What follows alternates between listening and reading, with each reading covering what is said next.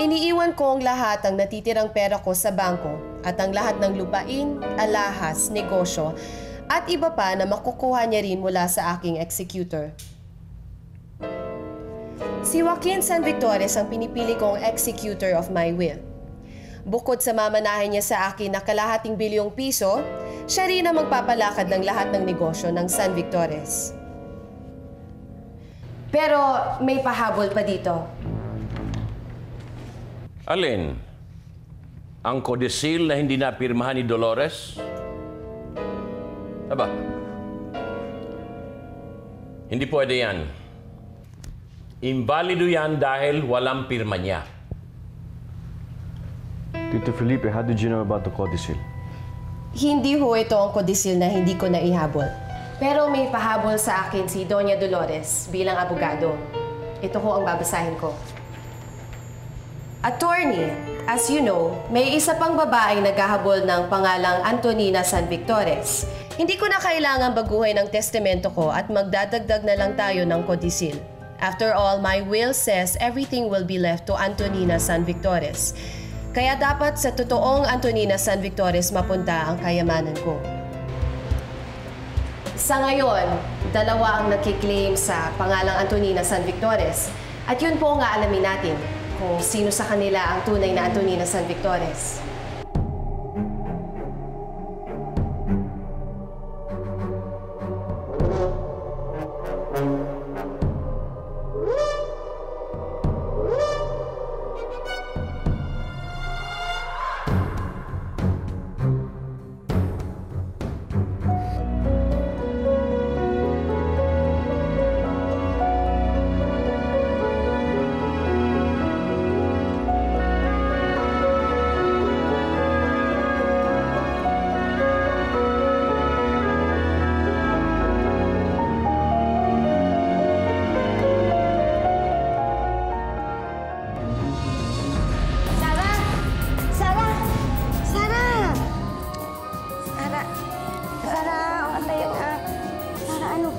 Sorry, nahihilo ako.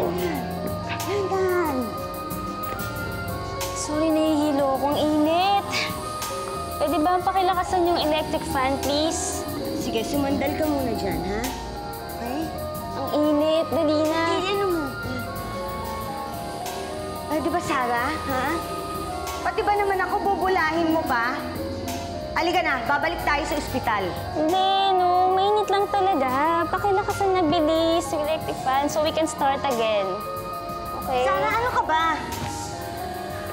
Ilang hakbang lang tayo sa ospital. Kaya halika na, dadalhin na kita ngayon din sa ospital. Halika na. Eh, ilang hakbang lang din naman, no. Tingnan mo, papunta sa electric fan. Hindi ka dali. Ang init eh.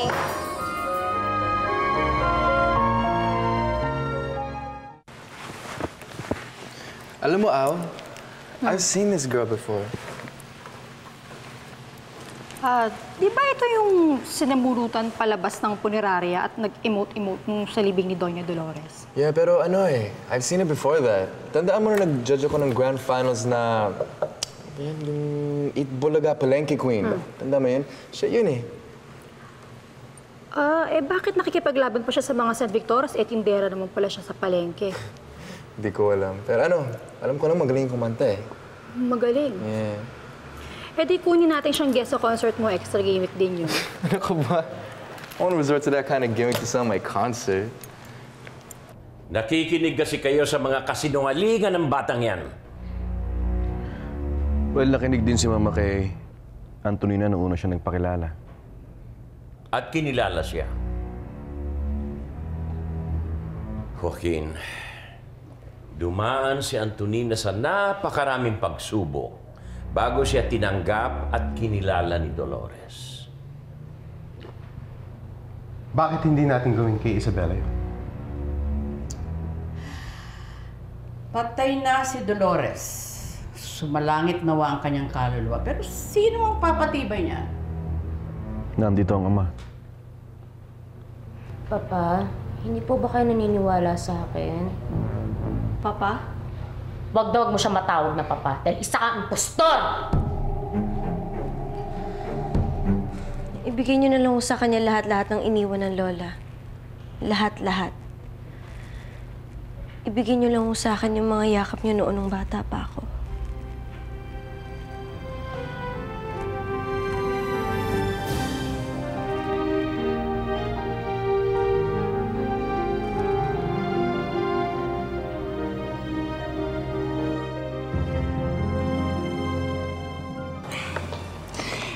Tama yan, anak. Hindi ka nakipag-ayos kay Rodolfo.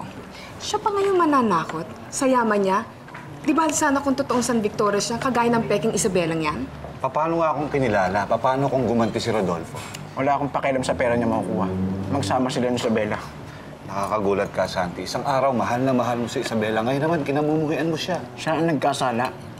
Santi, wala siyang kasalanan. Magpinsan sila ni Rodolfo. Kung totoo nga siya si Antonina San Victores. Wala akong pakialam sa tunay ng Antonina San Victores. At wala na rin akong pakialam kay Isabela. Ngayon, wag lang siyang kakampi kay Rodolfo, pati siya mapapasama. Walang hiyakin dito, Rakano! Subukan mo lang. Ang kapal ng mukha mo magpanggap na ikaw si Antonina. Samantalang alam mo, dyan sa maitim mong puso na peke ka. Tapos ngayon, babalik na rin yung pangkatotohanan. You shut up!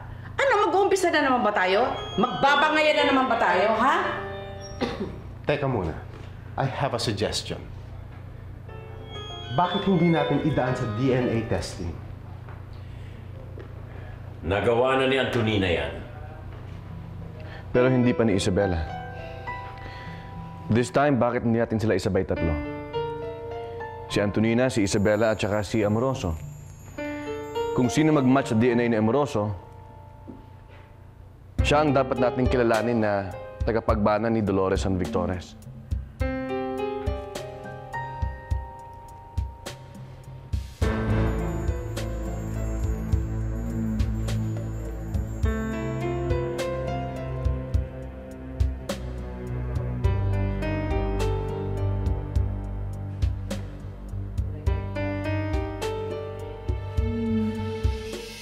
Saan daw yung ospital?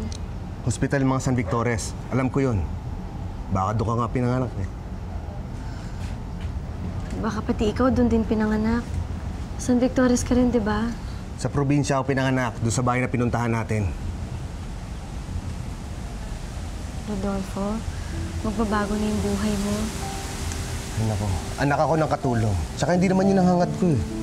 Eh, hindi rin naman pera yung hangad ko eh. Alam ng Diyos yun. Kailangan ko lang talaga ipaglaban yung pagkatao ko. Kung sino ko. Kaya alam mo, minsan iniisip ko, parang wala naman akong kakampi sa labang to eh. Isabela, nung hindi pa natin alam na magkamag-anak tayo, hindi kita iniwan. Ngayon pa kaya? Ang pait sa atin ng kapalaran, no? Tanggapin na lang natin to. Ay, Santi. Ay. Buka. Salamat, ha. Alam mo, gusto sana kita samahan sa ospital, eh. Kaso lang, Kaso ano? Dahil dyan sa nasa ulo mo. Ako naman, Santi, wala yan, no? Alam mo, kahit masunog pa buong mukha mo, okay lang. Hindi naman kita ikakahiya, eh. salamat, Antonina. Santi, ngayon kita kailangan, eh. Hindi ko alam kung gagawin ko kung wala ka sa tabi ko. Pero magkiba na agwat ang buhay natin ngayon. Langit ka, lupa ako. Santi, hindi naman importante yun, eh. Ewan ko ba? Ang gulo-gulo, sumali pa to si Isabela. Alam mo, huwag ka na mag-alala. Lalabas din naman yung katotohanan, eh. Basta tandaan mo, nasa likod mo lang ako. Santi, thank you, ah. Alam mo, yun talagang gusto ko marinig galing sa'yo.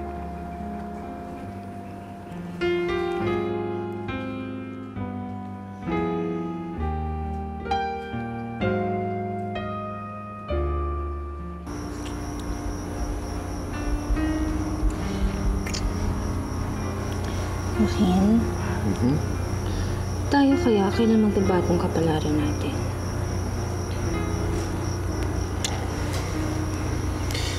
Well, ikaw lang naman hinihintay ko eh.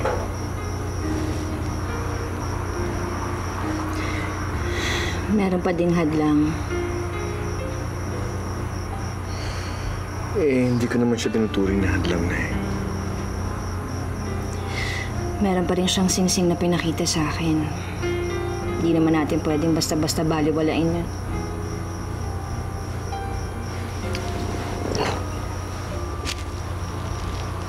Look, una akong naging iyo.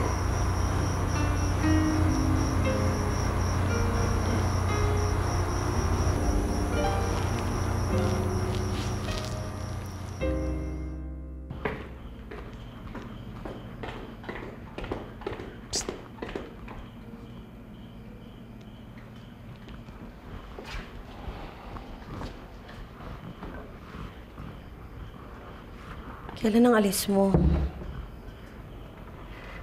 Bakit? Pinapalis mo na ba ako? Hindi, ikaw itong nagsabing aalis ka na pagkatapos may libing ang mama, hindi ba?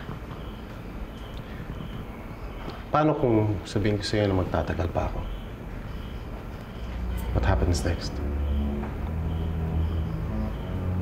Wala. Kasal ako sa kapatid mo, Amoroso.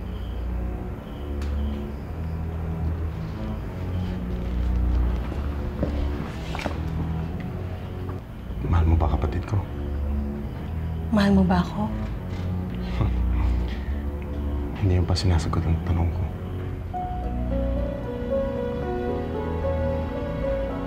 Magbabago ang sagot ko, depende sa sagot mo. Oo. Mahal kita. At mahal na mahal ko si Joaquin. Paano kung iba sinagot ko? Sinabi kong hindi kita mahal. Hindi mo malalaman ang bago kong sagot.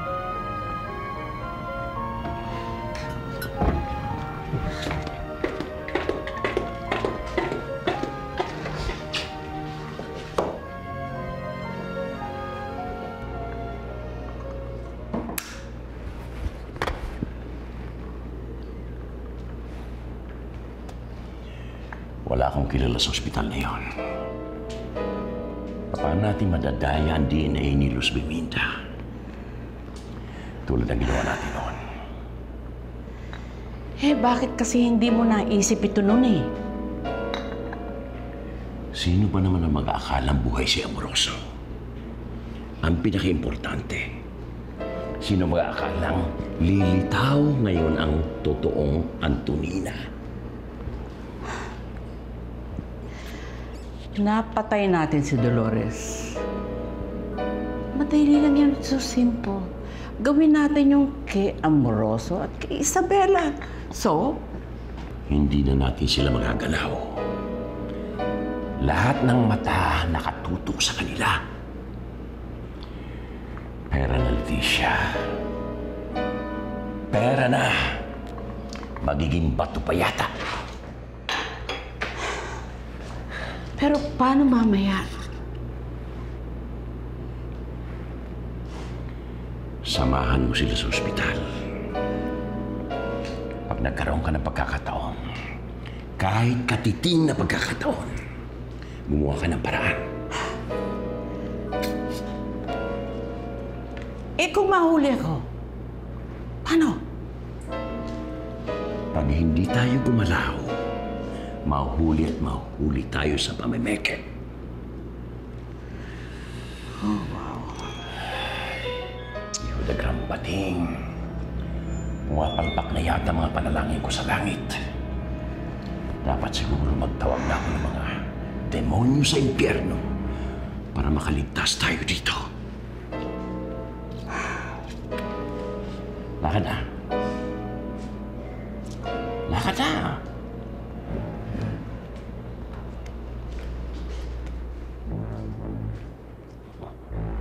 Pag nahuli ka't nakulong, Dadalawin naman kita.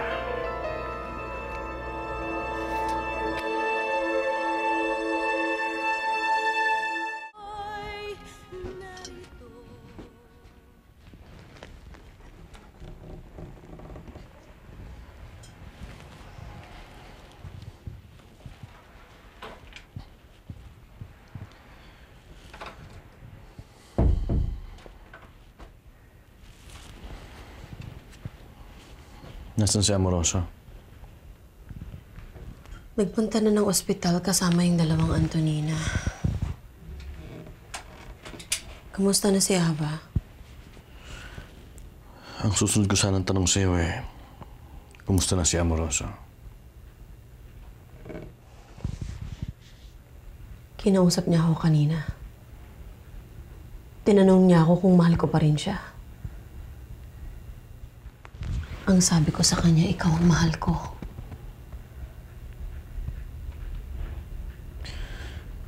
Pero nagbalik na ang pagmamahal ko kay Ava. Nawawala din yun, Joaquin. Violeta, napatunayan ko hindi nawala to At ikaw, alam ko meron ka pa rin pagmamahal kay Amoroso. Mas naman, Joaquin. Huwag ka na magpasok ng ibang tao pa sa relasyon natin. Please. Pero kailangan, Violeta. Bukas pupunta ako sa abogado natin. Magpa-file ako ng annulment sa kasal natin.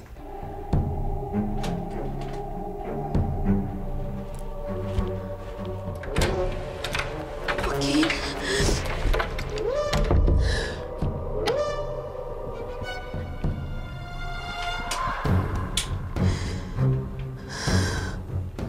Bago siya umalis, pinangako niya sa akin na ipapaanal na yung kasal nila ni Violeta.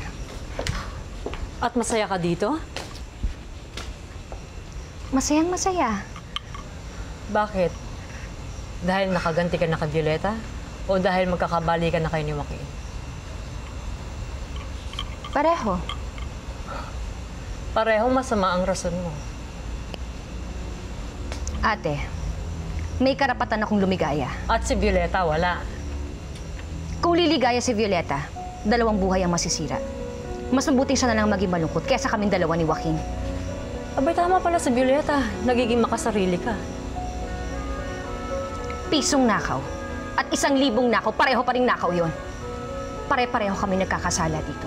Mas mabuting ako na lang magkasala. Mas mabuting kaluluwa ko na lang mapunta sa impyerno kaysa magkahiwalay kami ni Joaquin ulit.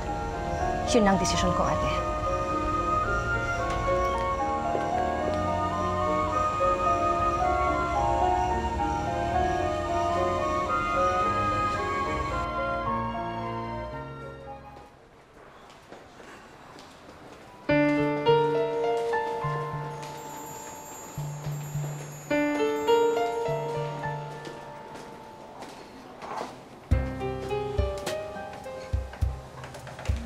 Yung 3 pasyente lang nakukuha na ng dugo ang pwedeng pumasok.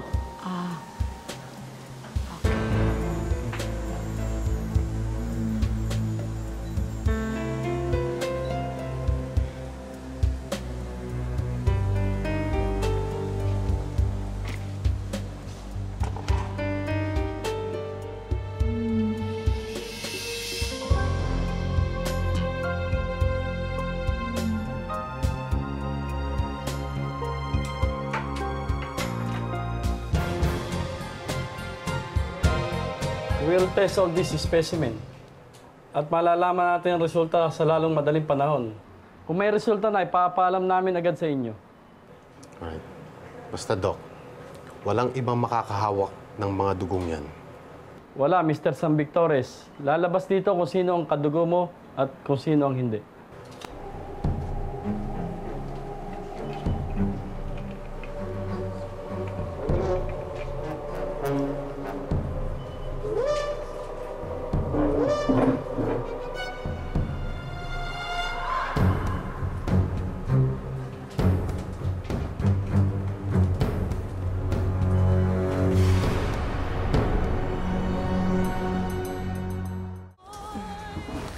Nay, paano kung... Paano kung hindi ikaw ang tunay na Antonina?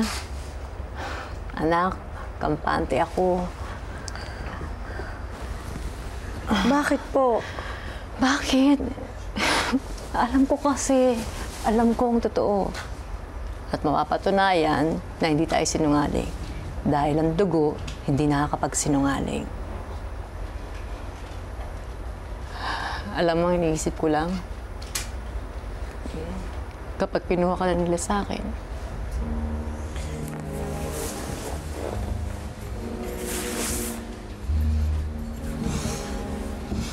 Nay, hindi mangyayari yun. Dito sa puso ko, kayo lang ang nanay ko. At katulad ng sinabi niyo, Nay, ang puso hindi rin marunong magsinungaling.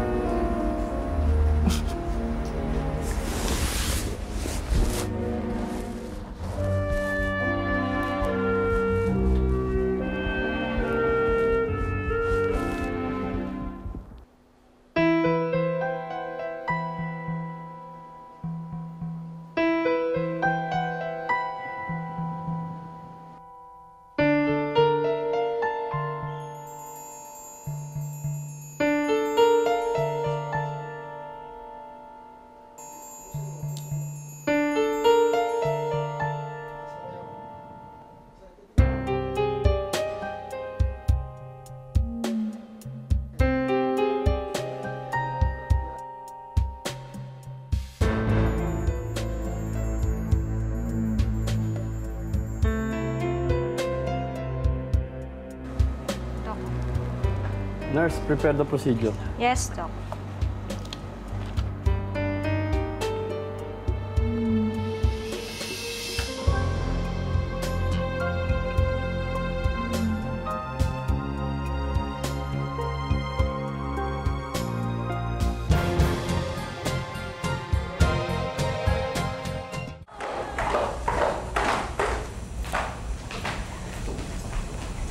Sheila?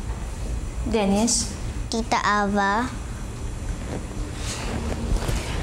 Tingnan mo ang mukha ng mga anak ko.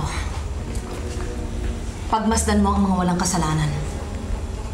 Tingnan mo ang mga walang kamalay-malay na dinadamay mo at binabawian mo ng ama. Inaagawan mo ng ama. Tingnan mo ang pamilyang sinisira mo, Ava.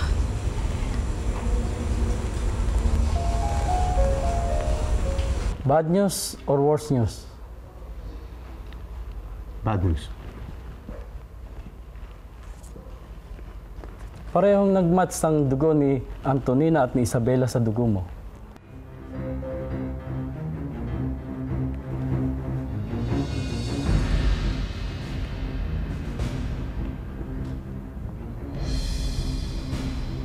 And the worst news? Well, either na parehas silang Antonina San Victores o may namekay ng isa sa mga dugo nila.